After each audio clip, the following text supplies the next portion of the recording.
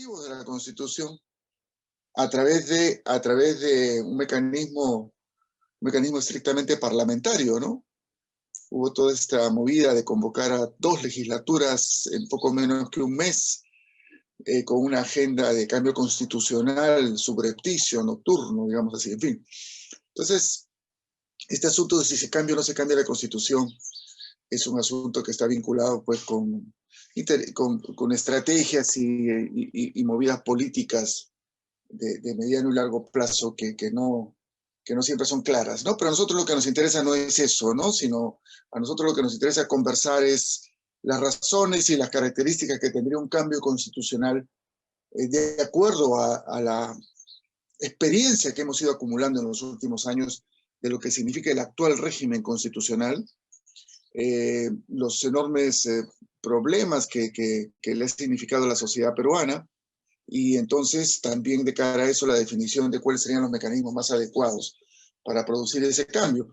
Lo que yo quisiera compartir con ustedes, dado que este es un panel de personas con diversas experiencias, es algunos elementos más de reflexión sobre lo que es o lo que ha sido, no solo lo que es, sino lo que ha sido y lo que es la Constitución en el proceso histórico peruano, ¿no? Creo que eso es importante tomarlo como punto de partida, porque es desde ahí donde surge nuestra experiencia más reciente, y desde ahí donde surgen también nuestras oportunidades y también nuestras posibilidades de cambio o no cambio del régimen constitucional.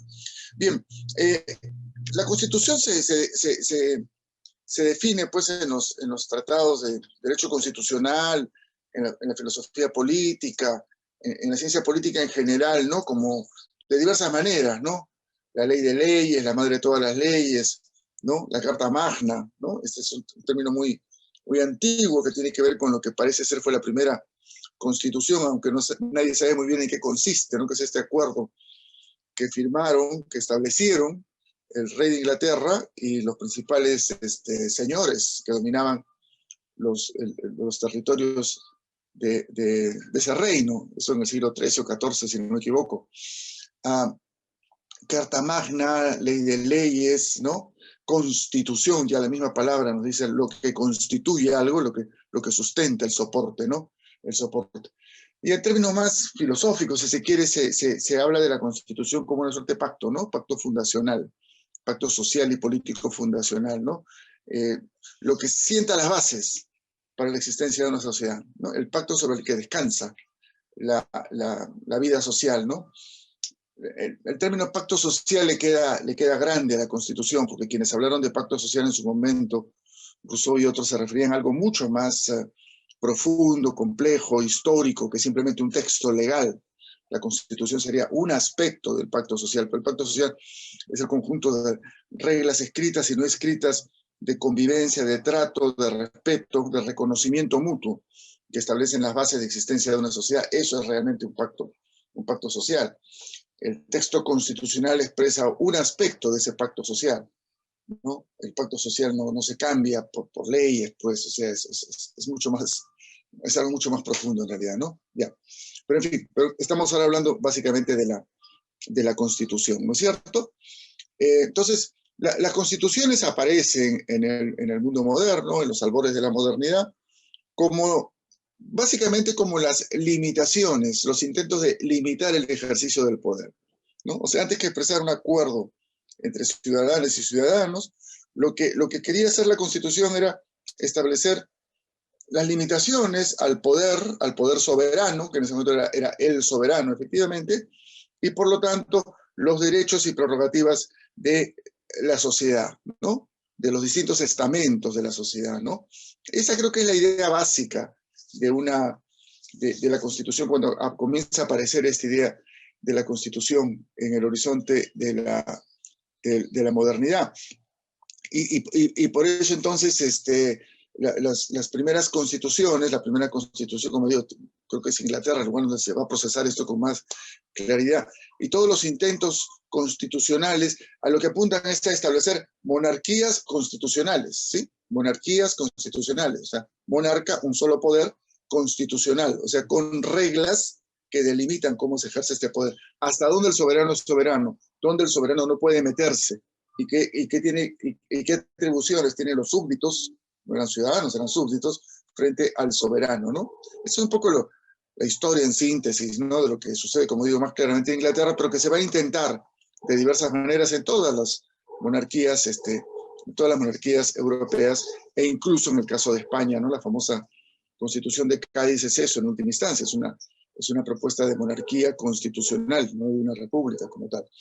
Sin embargo, cuando se dan cuenta que esto de los monarcas ya no tiene mucha utilidad y comienzan a traerse abajo los monarcas, la Revolución Francesa y todo lo que viene después, entonces ya no hay soberano en singular, ya no hay una dinastía de soberanos, sino se inventa un nuevo soberano, inventa en el buen sentido, ¿no? Se pone por delante un nuevo soberano, el pueblo soberano, ¿no? La soberanía popular. Y entonces la Constitución lo que busca es establecer cómo se va a ejercer esta soberanía popular, hasta dónde puede llegar este soberano, ¿no? Medio abstracto, ¿no? Llamado pueblo o nación, ¿no? Y hasta dónde llegan los derechos y las obligaciones de cada una y cada uno de los que conforman ese pueblo o esa nación. Es decir, de las ciudadanas, de los ciudadanos, incluso de las corporaciones, incluso de las comunidades, ¿no? Y entonces aparecen las repúblicas constitucionales, ¿no? Que ahí tenemos toda la historia de la Revolución Francesa y todos los intentos que hay en Europa, fines del siglo XVIII y sobre todo durante todo el siglo XIX, por establecer repúblicas constitucionales, ¿no? Y que en la mayoría de los casos a lo que van a llevar es a que se establezcan más que repúblicas constitucionales, monarquías constitucionales, ¿no? Más o menos constitucionales, además, ¿no? Porque la tentación del absolutismo siempre está presente en el mundo moderno. Curiosamente, quienes van a tomar la delantera en esta idea de constitucionalizarse, o sea, de establecer constituciones y establecer repúblicas constitucionales, son las repúblicas nacientes en el siglo XIX, es decir, las repúblicas latinoamericanas, ¿no? Entonces, todos nuestros países, y el Perú es parte de esa historia, obviamente, tienen una muy diversa historia, rica en términos de anécdotas, no sé si necesariamente en términos de contenidos, de discusiones y de confrontaciones, hasta de guerras civiles, derrocamientos y asambleas, ¿no? Que van a dar cuenta de una diversa historia, como digo, de constituciones a lo largo del siglo XIX y obviamente del siglo XX, ¿no? Entonces, ahí tenemos entonces el origen más inmediato nuestro, o sea, en realidad nosotros hemos tenido constitución como república mucho antes que la mayoría de los países europeos, con la excepción de Francia y algunos más. O sea, Italia no existía cuando nosotros nos independizamos. Alemania era 40 principados y cosas muy diversas, muy laxamente unidos en una suerte de imperio. España era una monarquía absoluta, Portugal lo mismo, ¿no? En fin, y Rusia ni hablar, ¿no es cierto? En cambio acá teníamos 20 repúblicas, ¿no es cierto? No solo una, sino 20 en todo el continente latinoamericano. Y bueno, por delante teníamos la experiencia incluso anterior a la Revolución Francesa de los Estados Unidos de Norteamérica, ¿no? Que es una república federal, ¿no? Que es un caso particular. Pero en fin, yendo a lo nuestro entonces, ¿no? Entonces tenemos esta rica historia y aquí siempre se han argumentado las constituciones en el Perú desde esa lógica del pacto social, ¿no es cierto? Del acuerdo fundante de la convivencia entre peruanas y peruanos, entre comunidades de peruanos y peruanos, entre estamentos diversos de peruanas y peruanos. Y menciono estas tres cosas porque son tres cosas diferentes que no siempre han sido reconocidas, pero que siempre han estado flotando ahí. La República de Ciudadanos, la República de Estamentos, la República de Comunidades, ¿no? Y un poco mezclado todo eso, la República Real que hemos tenido o que no hemos terminado de tener a lo largo de estos prácticamente 2 siglos de existencia. Esta idea de la Constitución, ¿no? Como el pacto que legitima el ejercicio del poder, curiosamente la tenían muy interiorizada los protagonistas de las primeras décadas de nuestra historia republicana, los caudillos militares. Es por eso que, como ustedes podrán ver revisando la historia, hay un buen artículo en Wikipedia sobre las constituciones del Perú, bastante descriptivo. Si quieren ir a algo mucho más serio y profundo, pueden revisar, ¿no? Transversalmente la historia de la República de Basadre ir encontrando en los sucesivos volúmenes el recuento de en qué constituyó la Constitución inicial, la del 23, 24, 25, la Constitución de Bolívar, en fin, las que sucedieron en los años 30, 40, hasta llegar a los años 50, 1850, en el que ya se busca una estabilización mayor de la economía, de la sociedad, y por lo tanto también de las leyes, y por tanto también de la Constitución. Pero decía que una primera característica, que es muy importante, es que para el caudillo militar que aspiraba a ser gobierno, o sea, acceder al gobierno del país, a través obviamente de una revolución entre comillas, o sea, de un movimiento militar con cierto apoyo era muy importante legitimarse a través del establecimiento de un régimen constitucional ad hoc y ad hominem, diríamos, ¿no? Es decir, para la persona, ¿no es cierto? Y entonces hay una sucesión de constituciones en las primeras décadas que están vinculadas a sucesivos cambios de gobierno casi, ¿no es cierto? Y en las cuales se oscila desde visiones muy conservadoras hasta visiones aparentemente muy liberales. Entonces uno podría decir que estos caudillos militares eran gente pues muy ilustrada, ¿no? Muy ideologizada incluso, ¿no? Que eran conservadores al estilo del Mestre, etcétera, o eran liberales pues radicales, rusonianos, cosas por el estilo. Y la verdad es que no era así, obviamente, ¿no? Lamentablemente. Sino que se trataba de que parte digamos, del ritual o del procedimiento revolucionario del caudillo militar consistía en rodearse de algunos asesores, ¿no? Algunos válidos, les decían en la época de la Primera República. O sea, los intelectuales, siendo muy generosos con la palabra, de esta Primera República, que solían ser abogados, periodistas, literatos, qué sé yo, solían dividirse en dos bandos, ¿no? Válidos y censores. Válidos eran los que estaban con el gobierno y censores los que estaban contra el gobierno de ese momento. Conforme iban cambiando los gobiernos, el que ayer era válido, mañana era censor y viceversa. Pues bien, entonces este entorno que rodeaba al caudillo era el que le escribía los manifiestos, los pronunciamientos, ¿no? Los volantes, digamos, ¿no? Los flyers se dice ahora. Y que después son los que le iban a hacer la Constitución. Entonces, si el entorno del caudillo era un entorno más bien conservador, tampoco es que acá hubo grandes en esa Primera República, salvo gente como Bartolomé Herrera o después Gálvez, ¿no? Fueron gente con visiones ideológicas más claras, ¿no? Conservadores, liberales, pero en la Primera República era lo que habían leído a la pasada, ¿no? Y que les había gustado, eso era el discurso del personaje en cuestión. Y entonces, según el tono que tomaba, o sea, según el discurso que tenía este personaje después iba a armar el Congreso Constituyente y le iba a escribir la Constitución al caudillo, ¿no? Y el caudillo tenía su texto que lo legitimaba. Lo que a él le importaba de ese texto, más que si la República era unitaria o federalista, sobre si se reconocían muchos o pocos derechos, etcétera, era un mecanismo de legitimación de su ejercicio del poder. Entonces podría ser conservador o podría ser liberal. El caso extremo extremo, en fin, caso paradigmático de oportunismo, porque eso es oportunismo, efectivamente, fue el de Castilla, ¿no es cierto? Que se levanta contra Vivanco con una coalición de liberales a su alrededor, derrotan a Vivanco, hacen un texto constitucional, una constitución muy avanzada para el siglo XIX, constitución liberal, pero conforme va evolucionando la situación se va estabilizando, Castilla se reconcilia con sus antiguos adversarios, que eran obviamente los intereses más poderosos del país, y la cosa va a cambiar, y hay otra constitución, ¿no? En la cual el propio Castilla avala, ¿no? Otra asamblea constituyente, de acuerdo a una constitución más bien conservadora, tirando más hacia el centro, que es la que más va a durar, ¿no?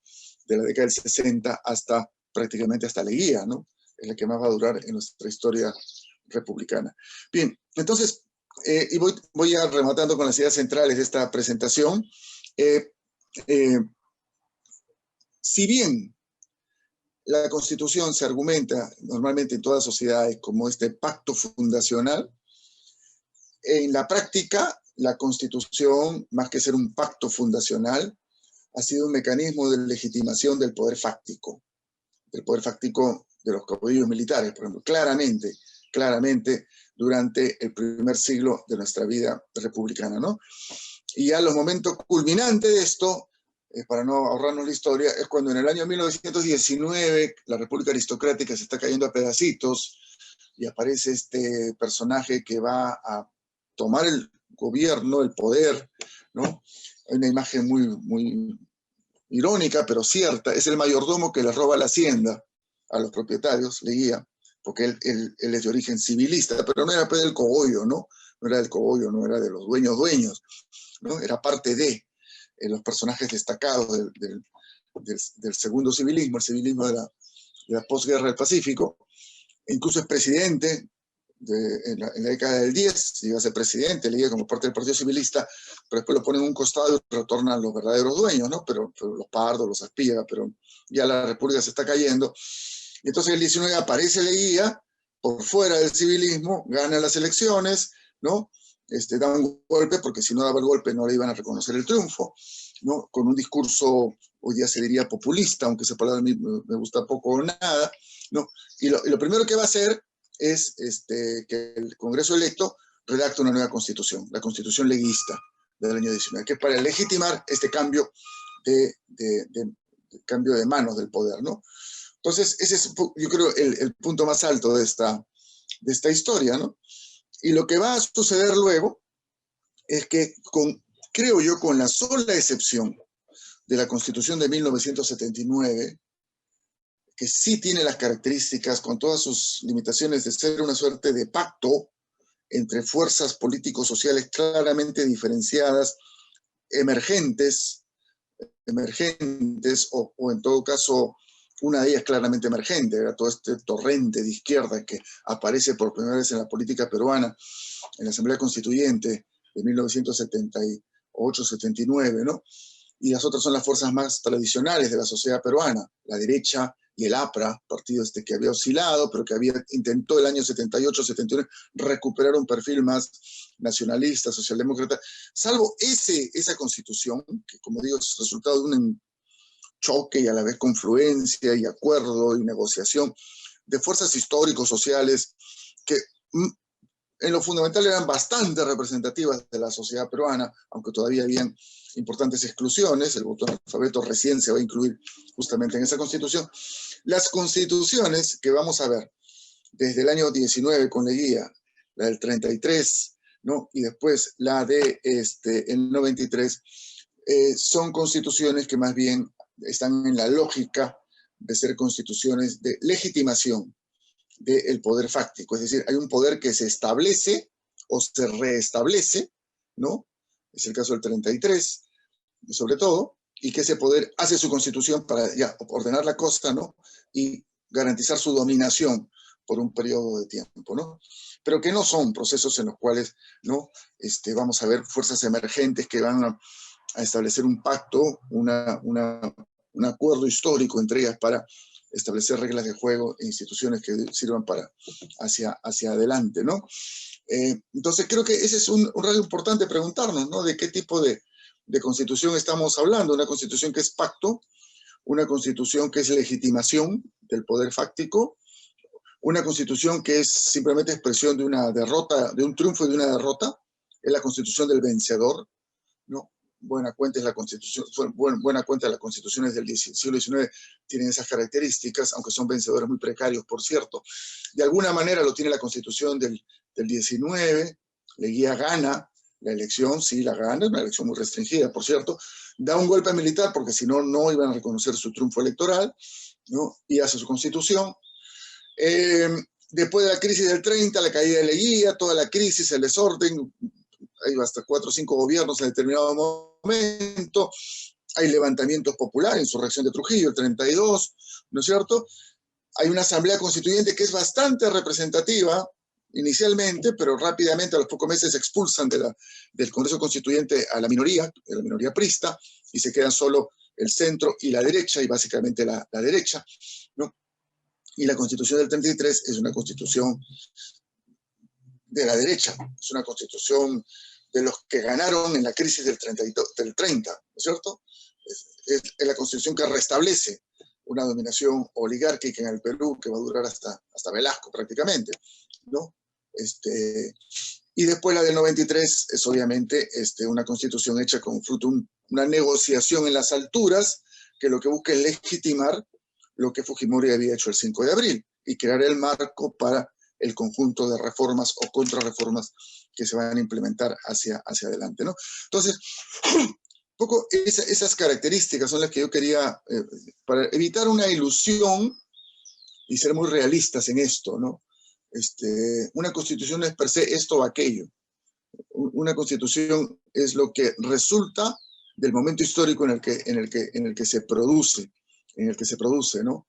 Y hay momentos, sí, fundacionales, hay momentos más bien regresivos, y hay constituciones que son eso, ¿no es cierto? La Constitución de Pinochet, por ejemplo, ¿no? Por poner un ejemplo, que son para legitimar un régimen que se basa en más que en una negociación histórica, en un triunfo y una derrota, ¿no? Y una última idea, muy puntual, ¿no? La tentación permanente de las constituciones latinoamericanas, y eso se ha visto con fuerza incluso en esta última ola de constituciones más bien progresistas, ¿no? Que han despertado muchas expectativas, que han llevado a hablar algunos del neoconstitucionalismo latinoamericano, ¿no? La tentación es doble, ¿no? Por un lado, pensar de que la Constitución cambia la realidad. La Constitución no cambia ninguna realidad. La Constitución establece reglas del juego para que sea la dinámica de la sociedad la que cambie la realidad, ¿no es cierto? Y en consonancia con esto, otra prejuicio, no sé si, no es prejuicio, otra característica del pensamiento constitucional latinoamericano es que cuanto más detallada, mejor, ¿no? Cuanto más detallada, mejor. La Constitución tiene que darnos un diseño casi al detalle del tipo de sociedad que queremos, ¿no? En fin, es poco útil en realidad eso, puede generar más bien frustraciones, como de hecho se ha visto en algunos casos en América Latina en los últimos años, ¿no? Cuando lo central, creo yo, de una constitución, y eso lo entendieron bien dos procesos, miren ustedes, bien diferentes, ¿ah? Pero que tienen la misma característica en su texto constitucional fundamental, ¿no? La Revolución Norteamericana, o sea, la Revolución de 1776, la de Washington, todas esas gentes, y la Revolución Rusa, la Revolución Soviética del año 17 y su constitución inicial, que si no me equivoco es del 18, son constituciones muy cortitas, que lo que hacen es definir quién tiene el poder y cómo se ejerce el poder, punto, ¿no? El detalle de si la sociedad va a ser de mercado, estatista, ¿no? Eso se irá haciendo, ¿no? Se irá haciendo. Y creo que ambas demostraron ser relativamente eficaces para los fines que se propusieron quienes las escribieron y las suscribieron. Pero en fin, ese ya es otro debate que habrá que dar. Creo que yo personalmente creo que es casi una batalla perdida el insistir en una constitución que sea muy simple, muy clara, que defina lo esencial, que es, claro, algunos rasgos de la sociedad que queremos, pero sobre todo quién tiene el poder y cómo se ejerce, ¿no? Y que deja abierto una serie de detalles que van a ser fruto del desarrollo de la lucha política, del conflicto social, de la lucha de clases, de lo que quieran poner ustedes ahí como descripción de lo que es la dinámica de una sociedad viva.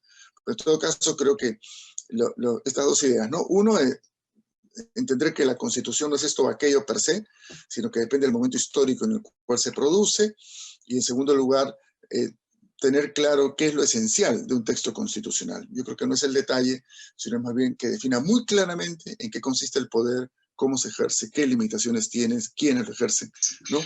Y que les deje entonces a los actores sociales y políticos todas las posibilidades de construir la sociedad que vayan deseando. Hasta ahí y muchas gracias por este tiempo. Yo estaré atento a las intervenciones, comentarios y preguntas para intervenir hacia el final. Gracias, Muchas Patricia, gracias, Eduardo. y gracias Muchas a todas. Además, súper preciso con el tiempo. Entonces, vamos a continuar esta mesa de diálogo, esta reflexión sobre la Constitución. Le voy a dar uso de la palabra a Carlos Reina. Carlos es magíster en Sociología Política por la Universidad Católica, ha sido analista RENIEC, ha sido también un asesor parlamentario y ha sido también columnista de La República. Carlos, ¿nos escuchas? Carlos. Uy, tengo un problema con mi expositor. ¿Me dan un minuto, por favor? Tengo que saber qué pasó con su conexión.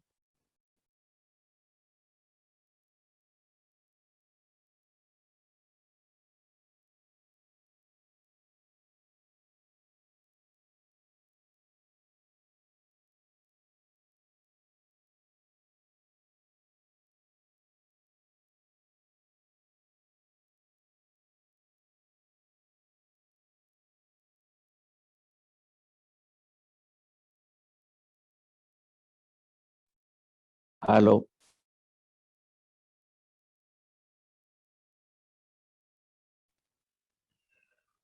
Carlos, te ¿Aló? escuchamos. Sí, te estamos escuchando. ¿Me escuchas? Ok. Sí, estamos. No, Adelante.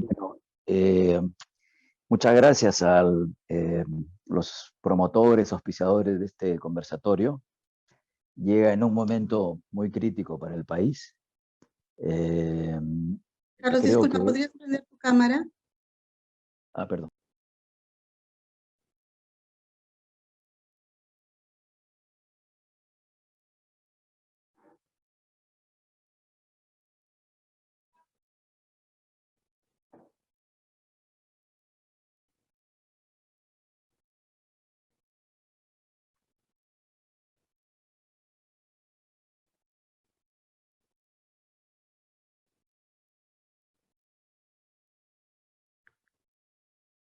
Nuestro expositor está volviendo a ingresar. Parece que ha tenido un problema con su conexión. Un minuto, por favor.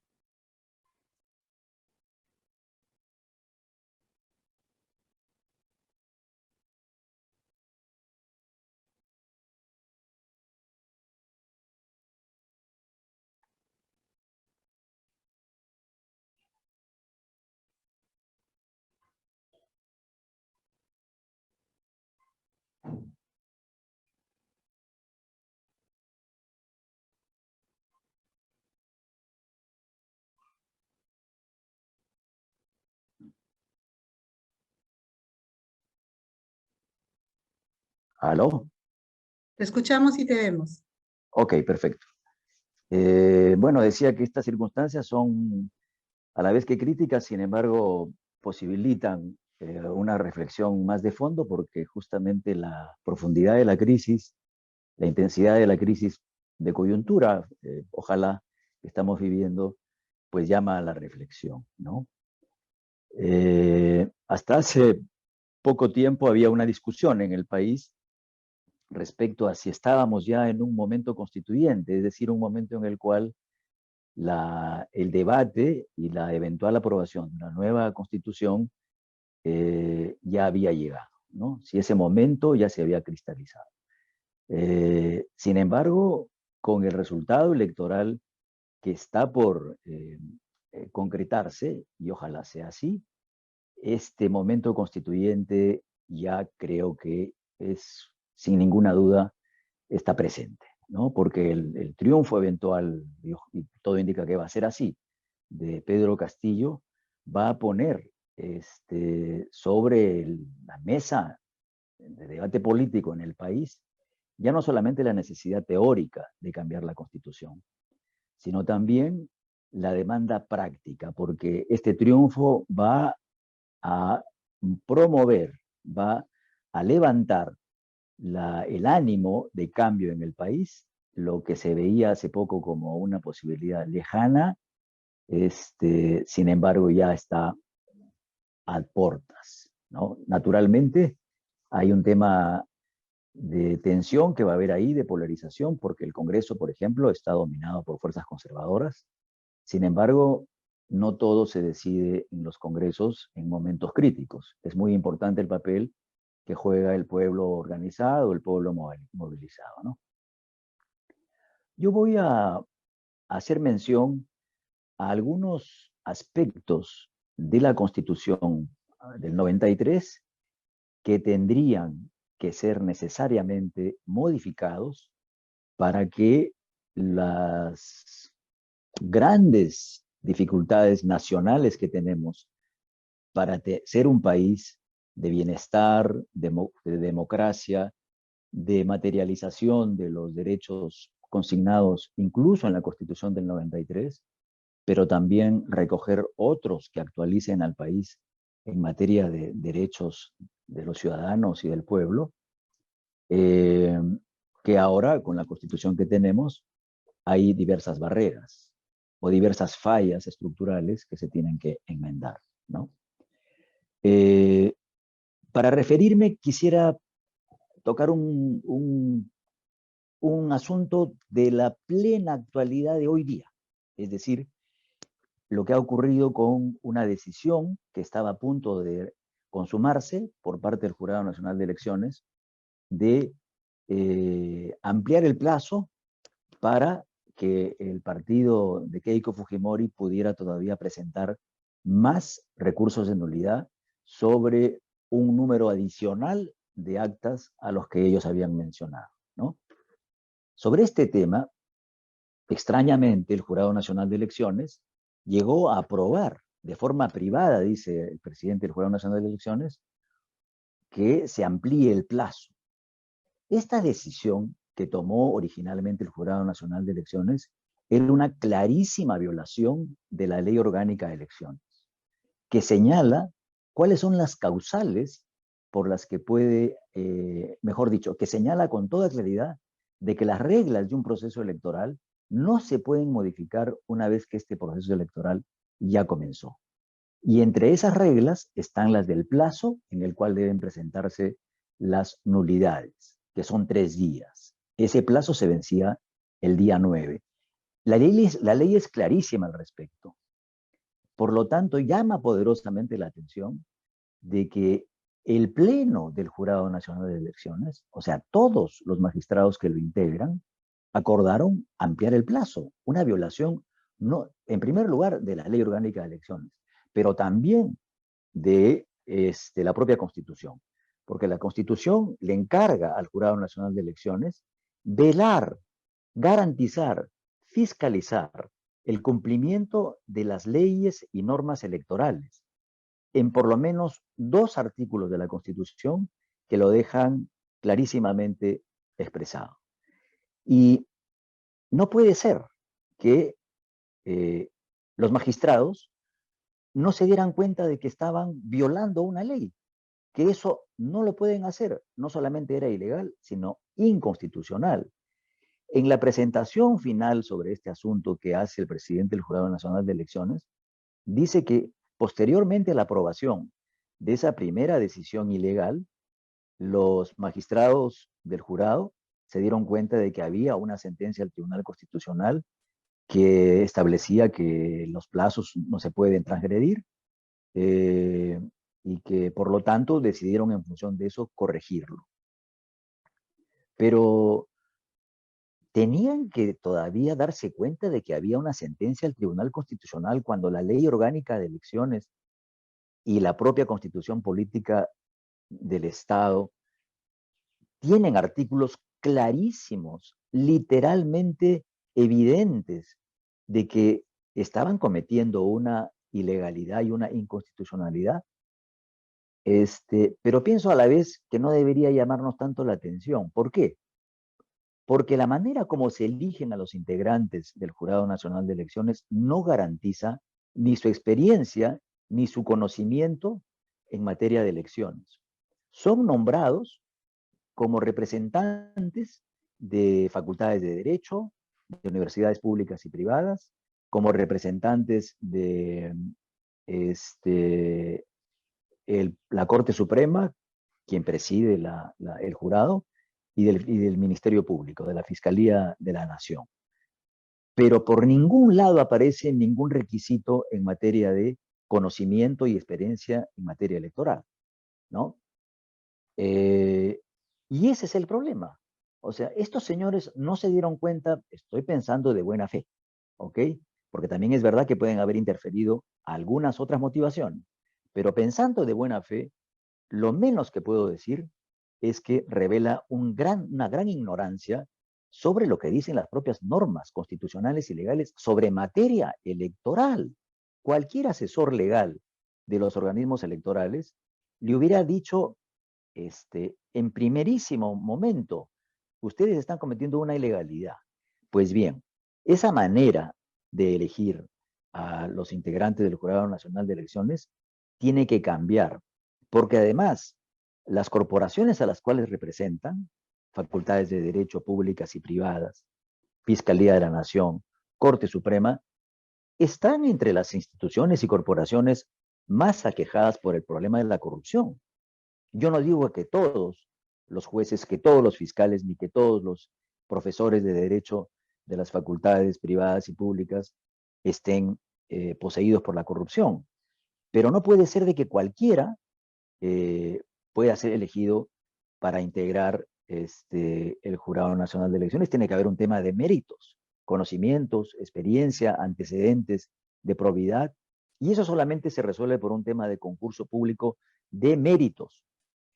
Esa era la misma razón por la cual se tuvo que disolver o cambiar de nombre al Consejo Nacional de la Magistratura, cuya elección era muy similar a la del Jurado Nacional de Elecciones.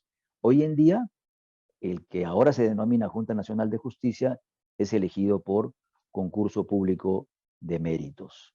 Y de esa misma manera debiera en adelante elegirse el Jurado Nacional de Elecciones para evitar este y muchos otros antecedentes de verdaderos y escandalosos asuntos que se han decidido en el Jurado Nacional de Elecciones, ¿no? Eso está clarísimo que así debe ser, ¿no? Pero naturalmente este es solamente uno de los temas que deben ser modificados en la actual Constitución. Hay otros y muy importantes. No me voy a referir tanto a los artículos de la Constitución que se refieren a los aspectos económicos, el famoso capítulo económico de la Constitución. Varios especialistas, y ahí es donde se ha centrado el debate, me parece que es un tema muy importante, porque estoy de acuerdo con aquellos, esto por ejemplo de que existan contratos ley que no se pueden modificar ni siquiera por el Congreso de la República, que son congresos que tienen una sacralidad inusitada en el marco constitucional internacional, es uno de ellos, ¿no? Pero hay más artículos de ese tipo en el aspecto económico que deben ser cambiados, ¿no? Me voy a referir básicamente a temas políticos, ¿no? Hay algunos politólogos que han señalado que es muy importante tener una Cámara de Senadores. Yo lo dudo realmente, en primer lugar, ¿no? ¿Por qué? Porque la Cámara de Senadores es una antiguaya, un arcaísmo. Eso existe y se inventó en Roma. ¿Cuál era la función del Senado romano? Controlar que la otra esfera de representación de los ciudadanos romanos, la asamblea de la plebe, de los tribunos de la plebe, una especie de Cámara de Diputados de aquella época, no tomara decisiones imprudentes, entre comillas, demasiado radicales, entre comillas, y la Cámara de Senadores, que era sobre todo integrado por gente bastante mayor, por eso se tiene el nombre de Senado, de los senectos, digamos, era para controlarlo. Y en verdad, de ahí en adelante, esa ha sido la razón de existencia de todas las cámaras de senadores en la historia. Inclusive hasta ahora, cuando se ha planteado de que existiera nuevamente una Cámara de Senadores, los argumentos que se han puesto es de que tiene que ser integrada por gente madura, gente que pueda corregir a la Cámara Baja, como se le suele decir, a la Cámara de Diputados, y entonces es un tema de supuestamente mayor calidad profesional, mayor capacidad técnica, ¿no? Pero no hay nada que garantice que la mera diferencia de edad, más grandes, más adultos, de más años los del Senado y de menos años los de los diputados. No hay nada que garantice que esa diferencia de edad te garantice una mayor calidad de decisiones. De hecho, todo el tiempo que hubo Cámara de Senadores en el Perú, fue muy raro que un gobierno electo terminara su periodo sin un golpe de Estado. Eran periodos de absoluta inestabilidad. Si uno comparara en materia de estabilidad los congresos que fueron bicamerales contra los congresos como el reciente que estamos teniendo, el Congreso unicameral en materia de estabilidad, este último es inmensamente superior, ¿no? La única razón por la cual hay tanto interés, sobre todo de los sectores conservadores, porque han sido los sectores conservadores los que han sido siempre eufóricos partidarios del restablecimiento del Senado. ¿Por qué ese interés? Porque querían que exista una Cámara que evitase que las decisiones muy cercanas al interés popular pudieran concretarse, ¿no? En lo que sí debiera cambiarse el Congreso es en democratizarlo más. ¿En qué sentido? Por ejemplo, el primero de ellos, en reducir las circunscripciones en las cuales se eligen representantes al Congreso. Actualmente se los elige en ámbitos regionales. Esos ámbitos son demasiado grandes, no favorece la conexión entre el elector y el representante, más bien favorece su distanciamiento, favorece que escapen al control de los ciudadanos, como lo estamos viendo en todos los congresos recientes que hemos tenido. Son elegidos y hacen luego lo que se les da la gana, y no hay forma de controlarlos. Si se eligieran en circunscripciones más chicos, agrupando unas cuantas provincias, por ejemplo, en las regiones más grandes, supongamos Ancash, es una región muy grande, como otras en el Perú, podría ser dividido en 3 o 2 ámbitos para que cada uno de esos ámbitos tenga sus propios congresistas. Así se hace en países vecinos, como en Chile, Bolivia y Ecuador, ¿no? Donde no se los eligen en regiones o en ámbitos tan grandes como nosotros. Esos ámbitos grandes se dividen en 2 o 3 partes. Y eso favorece el conocimiento, el contacto con los representantes, y de esa manera podría ser una condición favorable para un mejor control. No lo asegura, estoy completamente de acuerdo, pero por lo menos lo favorece de manera sustantiva. Una segunda reforma en ese mismo sentido sería el acortamiento del mandato. Se los elige por 5 años, demasiado tiempo es eso, y eso también favorece que el congresista escape al control de los ciudadanos, ¿no es cierto? Y ese periodo podría reducirse a 2 años y medio, por ejemplo. Esto último está en una manera similar propuesto en la reforma, en las propuestas de reforma de la Comisión de Reforma Política, que hasta hace un poco tiempo se presentaron propuestas, ¿no? Otro cambio que hay que hacer en materia de democratización es reducir la edad del voto de los peruanos. Los chicos de 16 años para adelante ya tienen conciencia política, han marchado en las últimas grandes manifestaciones que hemos tenido, tienen una profunda convicción democrática, son mentes frescas, más sensibles al tema de la corrupción, por ejemplo, y podrían perfectamente ya votar como en otros países. En Ecuador, por ejemplo, a un nivel facultativo, pero votan. Es decir, no es obligatorio entre 16 y 18, pero sí pueden votar. Y también tendría que reducirse la edad para ser candidato al Congreso. El Perú es uno de los poquísimos, que tiene como edad mínima para ser congresista la edad de 25 años. El Perú tiene esa edad como edad mínima desde sus primeros días de república. Es decir, vamos a cumplir 200 años donde la edad mínima es 25 años. Y los tiempos han cambiado bastante, ¿no es verdad?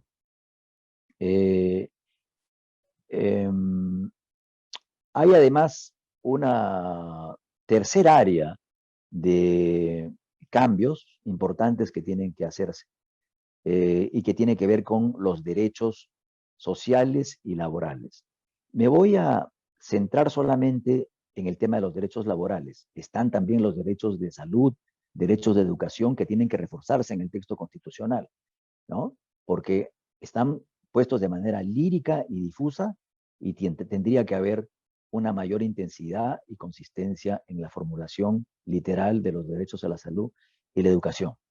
Pero sería importantísimo para también tratar de hacer más difícil la vulneración a los derechos laborales, que se constitucionalicen derechos a los convenios colectivos, por ejemplo. Que los convenios colectivos figure de manera mucho más clara en la Constitución, por ejemplo, el derecho a negociación por rama.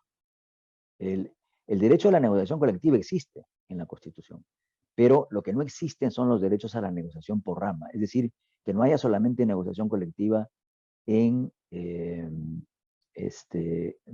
por sindicato, sino por rama. Esto está reconocido así como derecho constitucional, la negociación por rama. Esto favorecería la unidad de los sindicatos y de sus federaciones para negociar sus temas de remuneraciones o de condiciones laborales. Y reforzar mucho más el derecho a huelga y a negociación colectiva en la propia Constitución, porque con una facilidad impresionante son constantemente vulnerados, sobre todo en el caso de los trabajadores del sector público. ¿Cómo vamos en tiempo, Patricia? ¿Aló? Unos 5 minutos, Carlos. Ok. Otro tema en el cual sería importante introducir cambios son los que tienen que ver con el rol de el premier, el primer ministro, ¿no? El primer ministro es una figura completamente débil en el Poder Ejecutivo, ¿no? Es una especie de coordinador, y literalmente lo dice así la Constitución. Es un coordinador del gabinete. Pero el que es coordinador no gobierna, no conduce, no manda, coordina, ¿no es cierto? Y eso es lo que viene pasando desde hace mucho tiempo, en donde la figura más fuerte del gabinete no es el primer ministro o el presidente del Consejo de Ministros, es el ministro de Economía. Eso se ve clarísimo cuando comienza un nuevo gobierno. De lo que se preocupan los grandes medios y los gremios empresariales es quién va a ser el ministro de Economía o quién va a ser el presidente del BCR. Nadie se preocupa de quién va a ser el presidente del Consejo de Ministros. Eso indica, revela, traduce la extrema debilidad del Premier y la fuerza inusitada que tiene el ministro de Economía. Por eso mismo, cuando uno ve los tiempos promedio de duración de cada uno de ellos, el Premier dura en promedio 1 año en nuestros gabinetes durante cada gestión de gobierno y en algunos casos hasta menos. En cambio, el promedio de duración del ministro de Economía está de 2 años para arriba, ¿no? El primer ministro, el presidente del Consejo de Ministros, debiera tener más funciones, debería ser un verdadero conductor de la política de gobierno del Estado, o de un gobierno dado, ¿no es cierto? Un conductor político, asemejándose a la diferencia que hay entre el rol del presidente y el rol del presidente del Consejo de Ministros, o primer ministro, como se llama en los regímenes parlamentarios, en donde el presidente conduce temas de Estado nítidamente, o clarísimamente, o esencialmente, ¿no? Como son defensa, relaciones exteriores y en algunos casos también economía. Y todos los otros sectores son encargados a el presidente del Consejo de Ministros y así debería ser aquí. Otro tema vinculado también al rol del Poder Ejecutivo y en este caso en sus relaciones con el Congreso de la República es enfrentar el tema de inestabilidad que se está produciendo en las gestiones de gobierno a partir de la propensión de los congresos a abusar de la figura de la vacancia, ¿no? O de la censura del gabinete, el tumbar gabinetes, ¿no? Eso lo hemos visto hace poquito aquí en el país, ¿no es cierto? Se debiera introducir para tener una estabilidad un poco más sólida en materia política en el país, la figura de que cuando un Congreso censure al primer ministro o a todo un gabinete o vaque al presidente de la República, inmediatamente, automáticamente, el Congreso también se disuelve y se convoca a elecciones generales, ¿no? Eso existe en otros países donde cuando se censura a un primer ministro, inmediatamente hay elecciones también del Congreso de la República. Eso frenaría la propensión a censurar al primer ministro, tumbar gabinetes o vacar al presidente de la República, ¿no? Ahora mismo, en estos días, se está discutiendo en el Congreso o hay iniciativas para censurar y por lo tanto vacar al presidente Sagasti. ¿Y por qué razón? Por haber hecho unas llamadas para ver cómo salimos de esta crisis en los Estados Unidos en las últimas días, ¿no? Por supuesto, hay más asuntos en el aspecto político que cambiar. Como ustedes verán, no son unos cuantos artículos los que tendrían que ser mejorados en la Constitución actualmente existente. Son numerosos, ¿no? Casi hay que preguntarse qué no hay que cambiar. Por ejemplo, otro adicional que podría cambiarse es la existencia de 3 organismos electorales. Yo no digo que se reduzcan a uno como antes, sino que, por ejemplo, RENIEC y OMPE se deberían fusionar. Yo he trabajado en los 2 organismos, ¿no? Como funcionario. Conozco a fondo la situación de ambas entidades y es absurdo que existan por separado. Cada vez que hay un proceso electoral, OMPE tiene que alquilar locales para los centros de cómputo y para sus oficinas descentralizadas de procesos electorales, las famosas ODPs, en todo el país. Tiene que implementarlas, cables especiales para informática, ponerles toda la capacidad de energía necesaria para que no haya imprevistos a la hora que están funcionando el proceso. Tienen que contratar personal de manera centralizada. Todo el personal, casi todo el personal que trabaja en procesos electorales se contrata desde Lima. Solamente a los últimos se los contrata en las regiones, ¿no? Y una vez que termina el proceso, se tienen que dejar los locales que alquilaron completamente equipados en todo lo que es la implementación informática y un derroche impresionante. Se tienen que mandar también desde Lima toda una serie de aparatos informáticos y el derroche es impresionante. ¿Cuándo podrían existir, como en otros países, 2 organismos electorales, uno dedicado exclusivamente a la tarea judicial electoral, como el Jurado Nacional de Elecciones, y otro encargado de la parte operativa, que serían OMPE y RENIEC? Porque RENIEC en materia electoral lo único que hace es entregar el padrón electoral. Y solamente por eso forma parte del sistema electoral. Bueno, podría seguir formando parte del sistema electoral, pero fusionado como una sola institución con OMPE, ¿no? Bueno, hasta aquí lo dejo y escuchando también las exposiciones que faltan para poder luego dialogar con todos ustedes. Muchas gracias. Gracias a ti, Carlos. Muchas gracias. Vamos a tener la presencia de Renan Galindo. Renan es abogado. Creo que hay que completar esta reflexión con la dimensión legal del proceso de cambio de constitución. Renan es abogado de la Universidad Católica, licenciado en Comunicación Social por San Marcos, tiene un doctorado en Derecho también por San Marcos, es magíster en Gestión Pública de la Universidad del Pacífico, y no sigo con su extenso currículo. Renan, ¿nos escuchas? ¿Estás conectado sin problemas? Renan. A ver, un minuto que los expositores de hoy día están teniendo problemas con sus conexiones.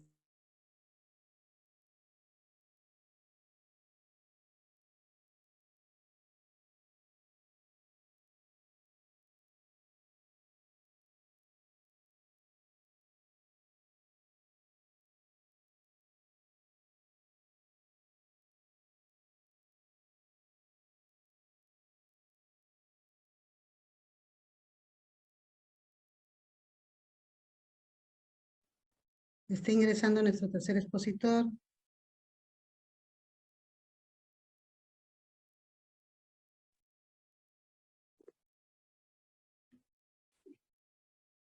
Hola, Patricia. Buenos días, Renan. 20 minutos. Gracias. He tenido que ingresar por el celular porque parece que la laptop se fue la señal. No te Pero se me preocupes. escucha bien, ¿no? Sí, yo te escucho bien. Creo que todos te escuchamos bien. Sí, yo he podido escuchar las exposiciones completas. Bueno, buenos días con todos los participantes, a los expositores también.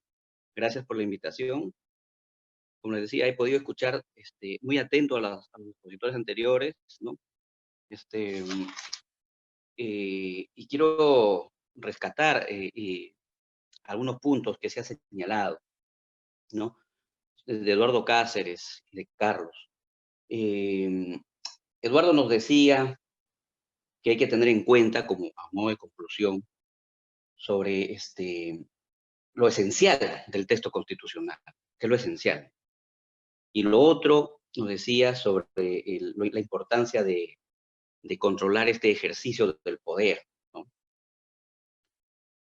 Mientras Carlos nos señalaba que ha llegado un momento constituyente. Y efectivamente, eso llama a la reflexión porque una nueva constitución, una asamblea constituyente, no es un tema de abogados. Eso es la sorpresa de la invitación, Patti, y gracias. En estricto no es un tema de abogados, es un tema de un sentimiento constitucional que surge como consecuencia de una ruptura y de esa necesidad que tiene el pueblo de retomar ese ejercicio de poder constituyente. Porque, tal como señaló Eduardo, hay un pacto social, efectivamente hay un pacto social, en donde el pueblo le entrega al poder constituido la función, pues, de regular, normar, dictar disposiciones. Pero ese pacto no es indefinido, no es para siempre. En algún momento el pueblo necesita recuperar su poder original como poder constituyente. Y esa palabra momento constituyente que nos habló Carlos es fundamental, porque ha llegado ese momento constituyente. ¿Y por qué digo que no es un tema de abogados? Porque los abogados, bueno, un poco enredamos siempre las cosas, ¿no? Porque si a mí me preguntan, digamos, muy cerrado a la letra, ¿no? Y bueno, ¿y cómo vamos a hacer para una asamblea constituyente? Un momentito, ¿no? La Constitución de 1993, en su artículo 206, señala lo siguiente. Corresponde al Congreso toda modificación, total o parcial de la Constitución. Al Congreso. ¿En qué momento dice que el Congreso o el presidente puede convocar a una asamblea constituyente? No hay la palabra asamblea constituyente. Claro, uno puede decir, bueno, pero por ahí que el Tribunal Constitucional, ¿no?, en su ardua labor de desarrollo constitucional ha podido regular el tema de la iniciativa, ¿no?, o el referéndum, la forma o la necesidad de una asamblea constituyente. Y tampoco, no encontramos jurisprudencia sobre la asamblea constituyente, sobre la convocatoria, el plazo, en qué supuesto, ¿no?, cuándo se podría convocar una asamblea constituyente. No la hay, ¿no? Tenemos un texto de la Constitución de 1993 donde no encontramos. Bueno, ya vamos a hablar, ahí está un poco el tema de abogado. Entonces, como les decía, y yo coincido, el momento constituyente se encuentra en este momento. Y existe la necesidad de una reforma del Estado que garantice la real vigencia de los derechos ciudadanos, que no la hay, y que la estamos sufriendo y la hemos sufrido con la Constitución de 1993, que nació después de un golpe de Estado. Y la hemos mantenido hace ya mucho tiempo, con serias aplicaciones, ¿no?, en contra de los derechos ciudadanos, tal como ya Carlos lo ha mencionado. Hay varios puntos que se necesitan cambiar. Bueno, dicho esto, esto no es un tema nuevo. Ya el 2001, cuando el gobierno de Valentín Paniagua, luego de un proceso democrático, se destituyó a este régimen de facto, de Alberto Fujimori, hubo una comisión, bueno, en la cual se le encargó esa posibilidad, ¿no? ¿Qué hacemos, no? Una comisión sobre la posible reforma o nueva constitución, en 2001, recordarán, y se planteó 3 supuestos, ¿no? Se le dio una encargatura, qué cambios podría haber, regresamos a la Constitución, o qué cambios puede haber en esta Constitución que nació fallida. Y bueno, una posibilidad fue efectivamente retornar a la Constitución de 1979 y mantener algunas instituciones, como Defensoría del Pueblo, por ejemplo, Tribunal Constitucional. La otra posibilidad era una reforma total de la Constitución. Ay, perdón un momentito.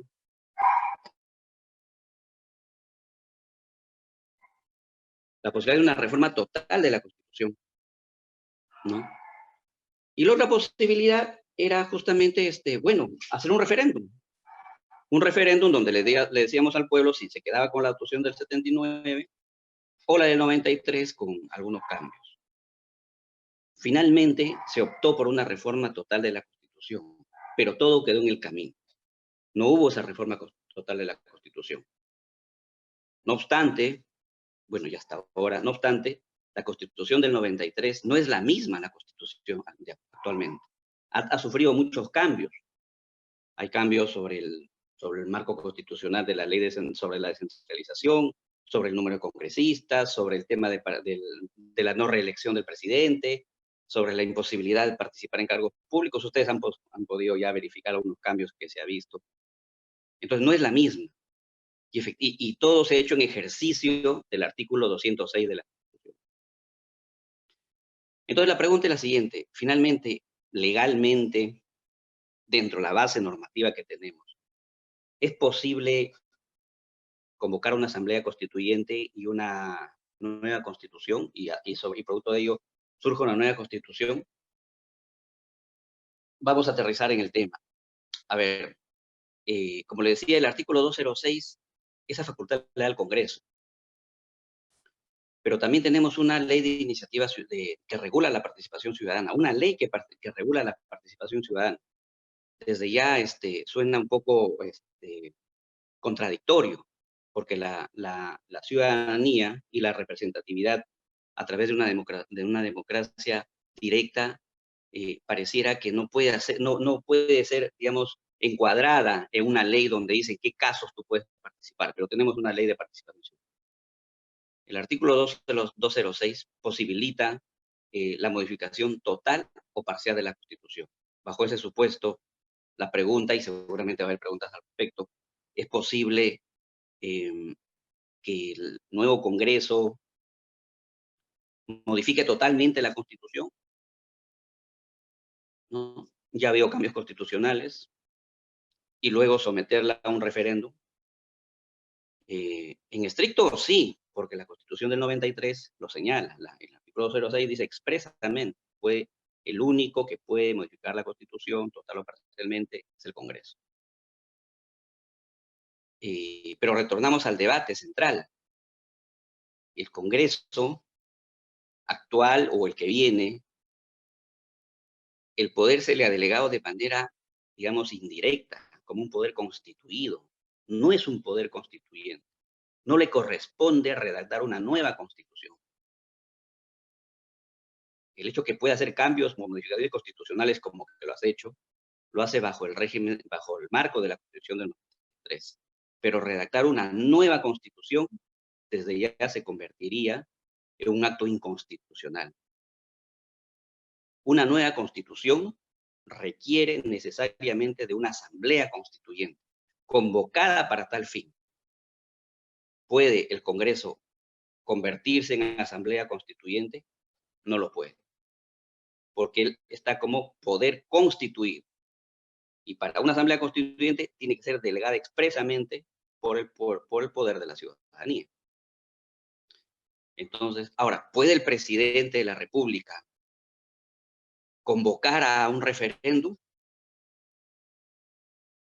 Tampoco lo puede, bajo el marco de la Constitución del 93. Las funciones establecidas en el artículo 110 y siguientes de la Constitución Política, que establece las facultades del Poder Ejecutivo, no establece la facultad de convocar referéndum para una asamblea constituyente. Si lo hiciera, el presidente ya casi electo, Castillo, convocara un referéndum para una asamblea constituyente, sería pues un acto en contra de la Constitución, que no está en sus facultades. El presidente no tiene iniciativa de referéndum. No tiene. Solamente puede convocar a referéndum cuando el Congreso, de acuerdo a las facultades de modificación de la Constitución, se la encarga para que convoque a referéndum, tal como sucedió con la modificación, pues que se habló sobre el tema de la de la no reelección, congresistas, en donde efectivamente se convocó un referéndum, pero por la encargatura dada por el Congreso. Entonces, ¿cuál sería el mecanismo? ¿Cuál sería el mecanismo para convocar a una asamblea constituyente?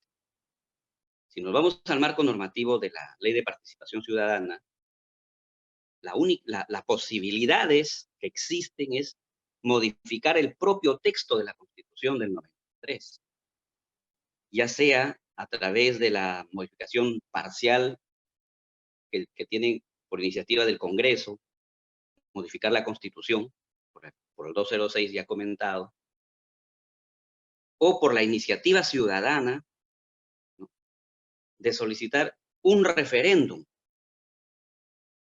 con el 10% del electorado nacional, solicitar un referéndum con la finalidad de pedirle al pueblo la necesidad de convocar a una asamblea constituyente. Ahí entra el detalle de los abogados, porque los abogados nos podrán decir, mis colegas, un momentito, doctor, el referéndum, constitucionalmente, el referéndum está referido a temas normativos, ¿no?, de ratificación, referéndum, ratificación de normas. Lo único que puede el pueblo es solicitarle al Congreso que modifique la Constitución con la posibilidad de convocar una asamblea constituyente. Pero el pueblo per se no puede.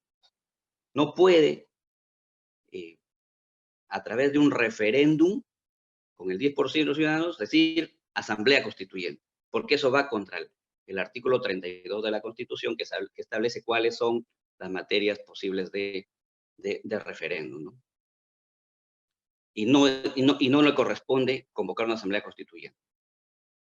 Entonces, las limitaciones que existen es el artículo 206 de la Constitución y la ley de iniciativa o de participación ciudadana, en la cual, vía mecanismo de modificación de la Constitución que permita la convocatoria a una asamblea constituyente, modificar la Constitución para permitir la convocatoria de una asamblea constituyente, sería el mecanismo, digamos, adecuado para bajo esa figura, convocar a elecciones, ¿no?, y luego que pueda designarse una asamblea constituyente para una futura constitución. Que puede ir en paralelo al Congreso, sí, no es incompatible, pero digamos ese sería el procedimiento, con las observaciones aquí señaladas. Porque finalmente, como le digo, la misma ley y la misma Constitución establecen límites materiales. Desde ya no se habla de asamblea constituyente. Hay que incorporar la figura de la asamblea constituyente en la Constitución, ¿no? Ahora, claro, uno puede decir, pero ¿por qué tanto trámite si finalmente el Congreso, a través de una ley o con facultades expresas al presidente, le permiten convocar a una asamblea constituyente o a un referéndum? Y bueno, si es la decisión del pueblo, ya está. Eso es cierto. O sea, el problema está que el procedimiento directo para convocar a una asamblea constituyente no se regula ni en la Constitución ni en la ley. No sería el mecanismo adecuado. Sin embargo, de hacerse, ese acto de elección universal, en la cual el pueblo decide elegir una asamblea constituyente, convalidaría cualquier acto anterior. Porque, nuevamente, me remito a la exposición de Eduardo. Hay un pacto social. El pueblo, eso los regímenes, por eso les decía el tema de los abogados, y acá un poco que no corresponde nuestra participación. Acá el origen del Congreso, el origen de este poder constituido, Es el pueblo que le ha delegado facultades en la cual hay un pacto, y ese pacto social ya está ahora, se ha legitimado, y hay un quiebre, una ruptura constitucional, un momento constitucional que hace necesaria una asamblea constituyente. Entonces, si el pueblo en el legítimo derecho, en su legítimo derecho, a través de algún mecanismo, sea a través de una convocatoria a referéndum, con el riesgo que significa, ir sin estos pasos previos que está en la Constitución, si finalmente se da esta elección a una asamblea constituyente, convalidaría cualquier acto que incluso con el peligro de transgredir alguna norma, digamos, incluso norma constitucional. Yo no sé si ahí me dejo entender. Tenemos un marco constitucional que pone candados a la iniciativa popular, le da candados, ¿no? Le dice, no, un momentito, la Constitución solamente se reforma total o parcialmente mediante este mecanismo. No hay la figura de la Asamblea Constituyente en la Constitución. En la ley tampoco. En la jurisprudencia del Tribunal Constitucional tampoco lo hay. El único mecanismo es el siguiente. Cuando quieres reformar, tiene que haber dos legislaturas, ¿no? Ordinarias, ¿no? Y si no, una sola mayoría simple va a elección popular, va a referéndum, o dos con la mayoría, digamos, con una mayoría de 85 votos, ¿no? Los 2/3. Esa es la posibilidad y así ha sido siempre. Sin embargo, la propuesta de Perú Libre, es decir, vayamos a referéndum. El riesgo que él tiene de dar una disposición vía un decreto de urgencia convocando a referéndum, se convertía per se en inconstitucional. No está en la Constitución. Tiene que haber un consenso de las fuerzas políticas, y también se habló ya en la exposición de ese consenso que permita taparse un ojito con el tema de la Constitución que tenemos ahora y decir finalmente es la voluntad. Vayamos a través de consenso y exigir la celebración de un referéndum que diga si el pueblo quiere o no una asamblea constituyente, o finalmente se elige una asamblea constituyente. Este acto de elección popular, en la cual, mediante un mecanismo de entrega al pueblo, ¿no? Para que se manifieste y elija una asamblea constituyente y una posterior constitución, convalidaría cualquier acto que en el camino se pudiera considerar inconstitucional. Porque finalmente, estas rupturas constitucionales son así, ¿no? El pueblo recupera el poder y es el pueblo quien finalmente determina su destino a través de una nueva constitución. Bueno, eso es lo que quería exponer. No sé si estamos bien de tiempo, Patricia. Ya me someto a las preguntas que se consideren necesarias, ¿no? Muchas gracias, Renan. Efectivamente estamos con el tiempo. Lo tuyo ha sido una interesante mirada del tema legal, ¿no? Has empezado por señalar efectivamente que no se trata solo de un tema de abogados, y seguro va a ser parte del diálogo y las preguntas con los alumnos. Gracias. Vamos a darle paso a Anaí Durán, que cierra este bloque de exposiciones. Está también conectándose. Un minuto, por favor. Anaí es nuestra cuota de género en la mesa. A ver, un minutito, mientras ella se conecta.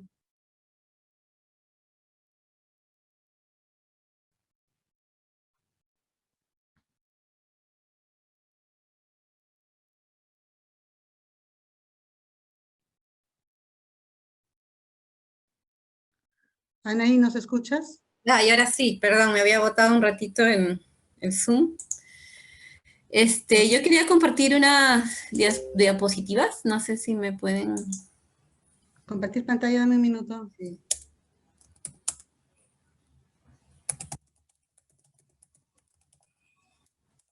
Ya está. Ya, a ver, estaba escuchando las anteriores intervenciones. Creo que hay varias entradas muy complementarias, sobre todo el tema de la parte histórica que reseñaba Eduardo, tema más legal, también lo que nos planteaba Carlos Reina, ¿no?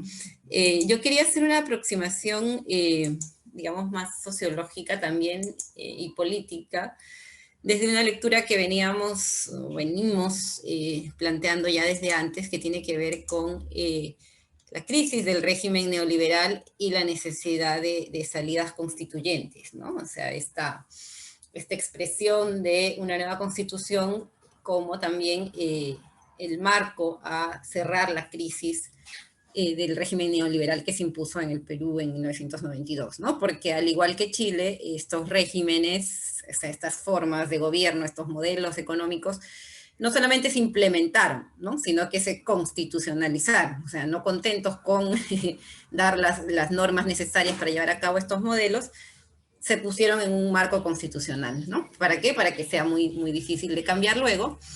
Y además, para no contemplar mecanismos de cambio, ¿no? O sea, obviamente esta Constitución no dice cómo debe ser cambiada, porque para quienes la hicieron no debe ser cambiada.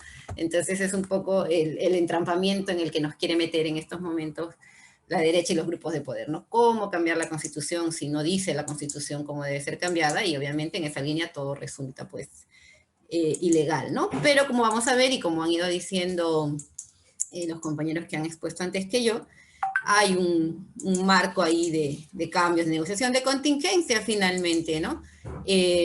Por el tema de la crisis política que está abierta. Lo mismo pasó en Chile, como decía, ¿no? También ahí efectivamente la Constitución peruana del 93 es en gran medida una copia de la Constitución chilena que impone Pinochet, ¿no? De hecho, hay capítulos como el de la FP que son calcados tal cual, solo le cambiaron Chile por Perú. Tampoco decía la Constitución de Pinochet cómo debía reformarse, ¿no? Y sin embargo, vimos el estallido social y vimos al Congreso chileno también buscando esas fórmulas para abrir el proceso de referéndum y dar lugar a la Asamblea Constituyente que se va a instalar ya estos días. Entonces, esa es un poco la aproximación que yo quería compartir. Analizar esta crisis del Estado neoliberal que estamos viviendo a partir... Perdón. Esto, ¿no? Analizar la consolidación del Estado neoliberal en el Perú a partir de estos soportes de la hegemonía liberal que entran en crisis, las impugnaciones, las respuestas sociales frente a esta hegemonía y las posibles salidas constituyentes, ¿no? Que están ahorita abiertas, sobre las cuales también, como les comentaba, ya hay una serie de iniciativas, ¿no? Esta hegemonía neoliberal, este Estado neoliberal que se implanta entendiéndolo como desde tres acepciones, desde tres líneas principales, ¿no? Primero como un programa intelectual, estas ideas compartidas por economistas, filósofos, sociólogos, ¿no? Entre los que se destacan Hayek, Friedman, de Soto también acá a nivel local, cuyo principal énfasis se coloca en restaurar el liberalismo amenazado por las tendencias colectivistas del siglo XX, ¿no? A diferencia del liberalismo, que no quería que el Estado se meta, el neoliberalismo sí mete al Estado, ¿no? El Estado debe intervenir, ¿para qué? Para garantizar el juego de los privados. Entonces es una aproximación ahí distinta, ¿no? El Estado como promotor de la inversión privada, como impulsor del mercado, ¿no? Entonces no el Estado que garantice derechos, sino el Estado como promotor como decía, de los privados, ¿no? Esa es una diferencia sustantiva con el liberalismo y la mano invisible y que el libre mercado siga su curso, ¿no? Aquí hay una intervención del Estado, sí, pero para favorecer todavía también como un programa político, ¿no? Estas leyes, arreglos institucionales, criterios de política económica, fiscal, que se implementan con el propósito de contrarrestar este colectivismo en distintos niveles, ¿no? En la economía, en la salud. Entonces, este programa político que se va a desarrollar ya en los distintos ámbitos del gobierno, ¿no? Y finalmente, como un modelo de sociedad también, ¿no? Un régimen de existencia que va a imponer estas racionalidades, estas formas de la vida, ¿no? Desde abajo, digamos, ¿no? También este país de emprendedores que nos va a ir imponiendo el neoliberalismo en su consolidación en el Perú, ¿no? Y bueno, el Estado neoliberal se va a instalar sobre esas tres acepciones, en medio también de una crisis del proyecto nacionalista industrializador, ¿no? Impulsado por Velasco, su colapso total ya durante el primer gobierno de Alan García, además en un contexto de conflicto armado interno que afecta a buena parte del país, ¿no? Hay un ciclo político que se abrió en los 70, ¿no? Que tuvo un hito importante en la Constitución del 78, que colapsa, entra en crisis y se cierra de manera autoritaria con el autogolpe de Alberto Fujimori, ¿no? El 5 de abril del 92, disuelve el Congreso, interviene el Poder Judicial, instala este gobierno de emergencia y reconstrucción nacional, y como decía, este orden es legitimado por la Constitución que se promulga en el 93 tras el referéndum, ¿no? Igual que en Chile se constitucionaliza el modelo neoliberal. ¿En qué consiste esto? Es una victoria histórica, el sector neoliberal cambia totalmente la correlación de fuerzas en el Perú por los próximos 30 años, esa debacle es la que estamos viviendo ahora, ¿no? El Estado es cooptado por una élite político-empresarial que va a controlar el aparato público, va a privatizar recursos, va a manejar finanzas, en un contexto además de creciente reprimarización económica, ¿no? Vamos a pasar a ser una economía dependiente en casi su totalidad de la exportación de materias primas, básicamente minerales, hidrocarburos, ¿no? El gas, por ejemplo, ¿no? Este soporte constitucional también va a instalar, ¿no?, una nueva institucionalidad, va a generar esto que le decimos candados, ¿no?, que también ya había ido comentando Carlos Reina y Renan, que los puede escuchar, ¿no? Estos candados institucionales que preservan las reformas. Entonces, como decía, busca autopreservarse del modelo con esta constitución, ¿no? Un fortalecimiento de la gobernabilidad por arriba, con la gestión pública, toda una nueva arquitectura legal, una nueva tecnocracia más eficiente, y una gubernamentalidad por abajo, que va a generar un nuevo tipo de sociedad de emprendedores, ¿no? Estos informales a los cuales dicen emprendedores y que hemos visto en la pandemia, pues fue una tragedia tener un 70% de población informal sin ningún resguardo, sin ninguna protección del Estado, ¿no? Esta hegemonía va a sobrevivir la caída fujimorista, se va a acomodar a la nueva etapa democrática, ¿no? Se cae Fujimori, Montesinos y los suyos, pero el modelo continúa y la Constitución continúa, ¿no?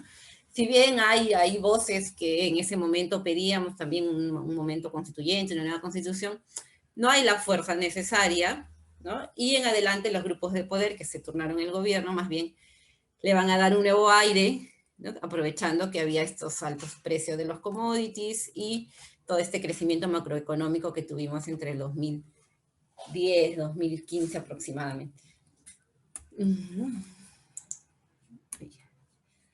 Bueno, este Estado neoliberal se instala, como decía, el autogolpe, el conflicto armado, esto ya lo vimos, esto también. Ahí está. Ya. Y va a haber también una fuerte impronta, digamos, del poder empresarial, ¿no? El neoliberalismo, como decía, ¿no?, que consolida al Estado como promotor de la inversión privada. De hecho, la Constitución del 93 lo dice, ¿no?, le quita toda esta parte de garante de derechos y pone como eje el rol de promotor de la inversión privada, ¿no? Desarrolla una legislación, una arquitectura estatal favorable al libre mercado, expande esta racionalidad individualista, alenta la informalidad y justifica la desprotección social, ¿no? O sea, hay una clave antiestado que logran imponer los neoliberales en el país, que hace que siempre estemos viendo con desconfianza la acción de los organismos estatales, ¿no? Con la hegemonía neoliberal, además, se produce esto que Paco Durán llama la captura del Estado, ¿no? Las grandes empresas, las corporaciones transforman el Estado a su medida, este fenómeno de la puerta giratoria, ¿no? Colocan en impuestos claves, etcétera, ¿no? Y para asegurar esta continuidad política y económica, se forma esta tecnocracia, matices más o matices menos, se asienta sobre todo en el MEF, ¿no?, el Ministerio de Economía y Finanzas, que va a pasar a ser el superministerio, supuestamente apolítico, pero que en realidad reproduce una burocracia que está absolutamente comprometida con este modelo, ¿no?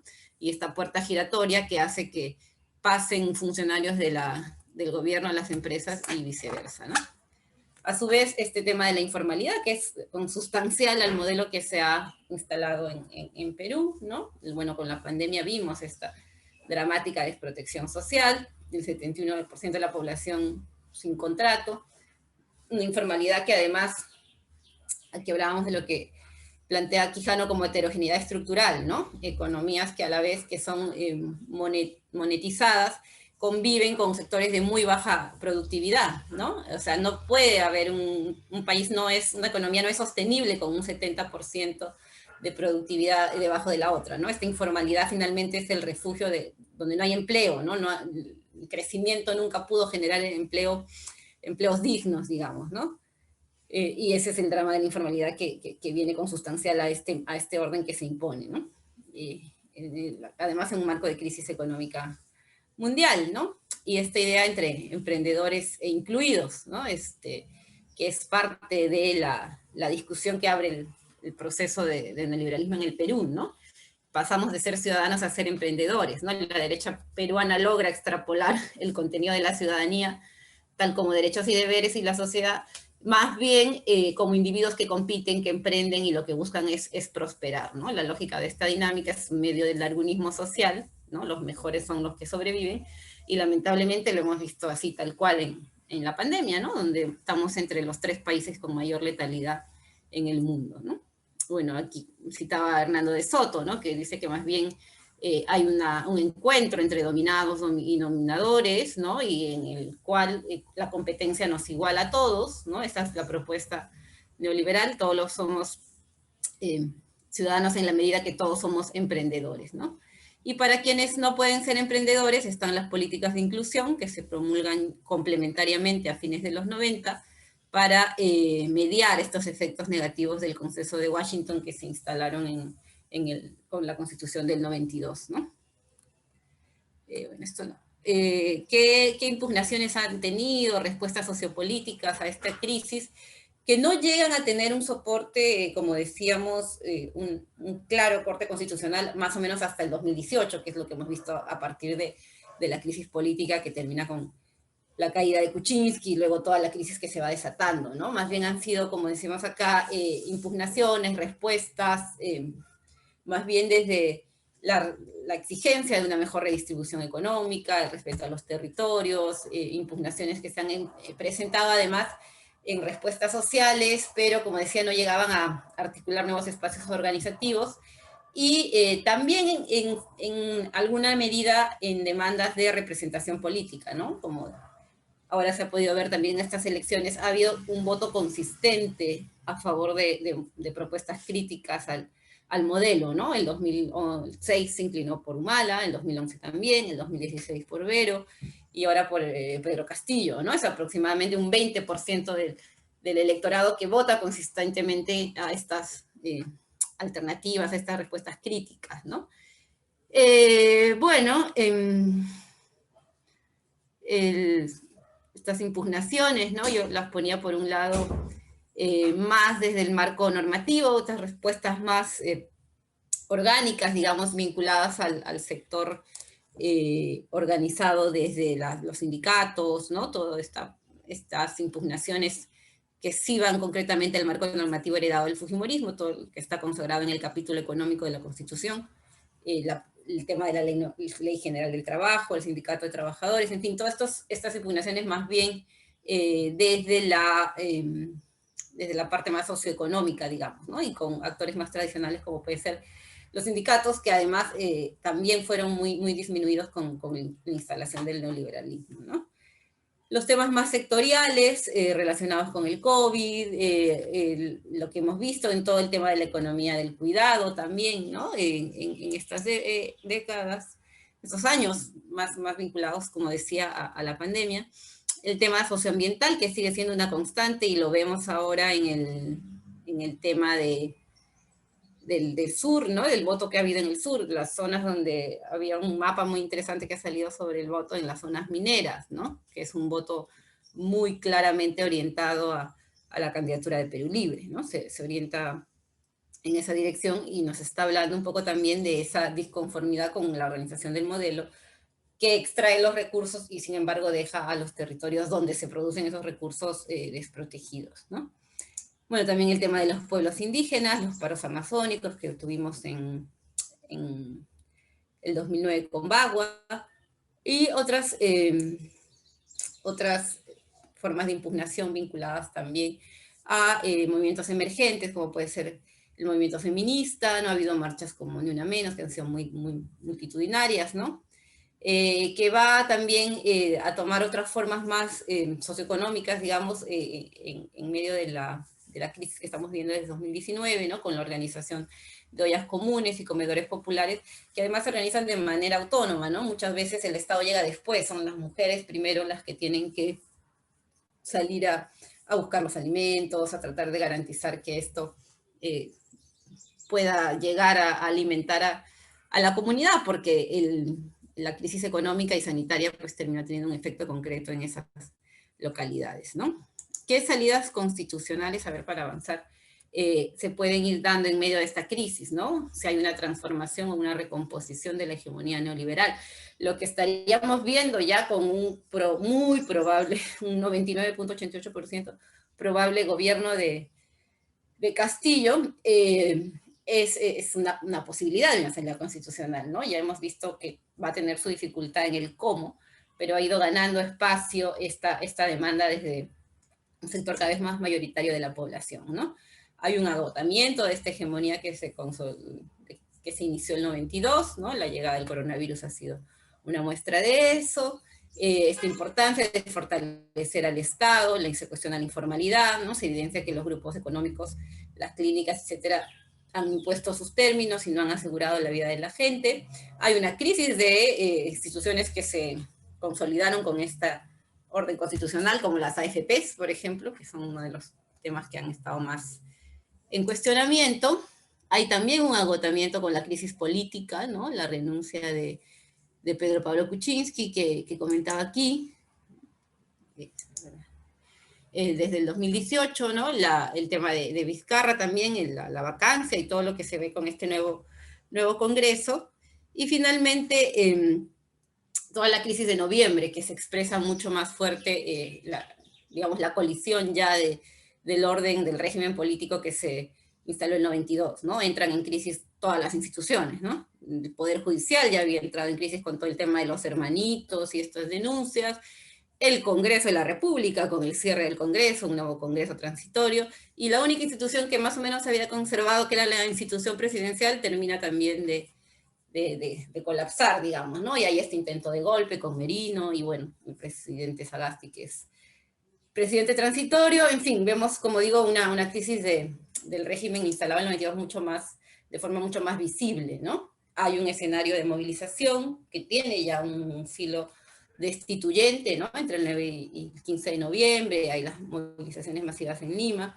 Como decía, se vuelve a poner en agenda, se pone en agenda de manera mucho más explícita el tema constituyente, que va a estar luego también presente en toda la campaña electoral, ¿no? Básicamente desde la candidatura de Verónica Mendoza, la candidatura de Pedro Castillo también, y desde una perspectiva más reformista en otros candidatos como Johnny Lescano o el mismo Julio Guzmán, ¿no? Entonces, digamos que tenemos un escenario destituyente que está mucho más propenso a aceptar un cambio constitucional que hace unos 20 años, el 2000 o 21 años, cuando se cayó el fujimorismo, ¿no? Ese escenario que se ha abierto, ¿no? Es una estructura de oportunidad política, como decimos los sociólogos, es una ventana de oportunidad favorable para poder llevar a cabo diversas reformas que repercutan en la vida concreta de la gente, ¿no? Sobre todo en los sectores afectados por este modelo neoliberal, ¿no? Por ejemplo, el tema de la agroexportación, que también tuvimos en diciembre esta crisis, ¿no? Que le costó la vida a algunos trabajadores, todas las protestas en Ica en torno al tema. Espérenme un minutito, por favor.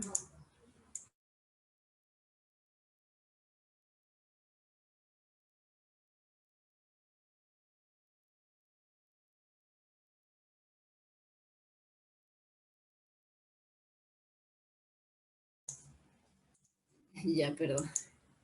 Entonces, este escenario que decíamos que se ha abierto, ¿no? Un momento mucho más propicio, sobre todo para todos estos sectores que han sido afectados por el régimen, y especialmente en el tema económico, ¿no? El tema de la agroexportación, el tema de las AFPs, el tema de los derechos laborales, ¿no? Hay ahí un momento que se decantaba ya, como decía, en la elección de una alternativa transformadora que finalmente se concreta en el triunfo de Pedro Castillo, ¿no? Es posible ahí cerrar ese ciclo de neoliberalismo. La encuesta que hace CELAG en diciembre de 2020, ¿no? Decía que ya 9 de cada 10 peruanos creían necesario cambiar la constitución actual, ¿no? En un 60% de manera total y un 40% con algunas reformas parciales, pero que ya no podía seguir de esta forma el orden constitucional que se impuso en 1993, ¿no? Entonces, yo creo que estamos en este escenario que avanza cada vez más, además, constituyente, con un nuevo pacto social, lo que hablaba Eduardo Cáceres en la primera intervención, ¿no? Que puede abrir el debate nacional sobre el tipo de Estado que queremos, el tipo de mercado y de acción de los privados que sería más conveniente, y finalmente también el tipo de ciudadanía que queremos consagrar, ¿no? Si va a seguir siendo esta sociedad de emprendedores o si más bien avanzamos hacia una sociedad de iguales, ¿no? Donde pueda el tema de lo público y lo comunitario estar puesto por delante para garantizar el bienestar de las mayorías, ¿no? Entonces, yo lo dejaría ahí, podemos pasar a conversar.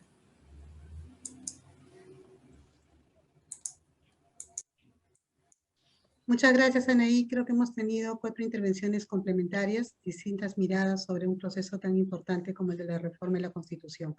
Yo quiero